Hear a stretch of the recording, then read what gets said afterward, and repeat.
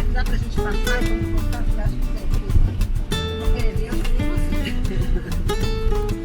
Se derem, a gente volta. Quando tiver um helicóptero, a gente volta.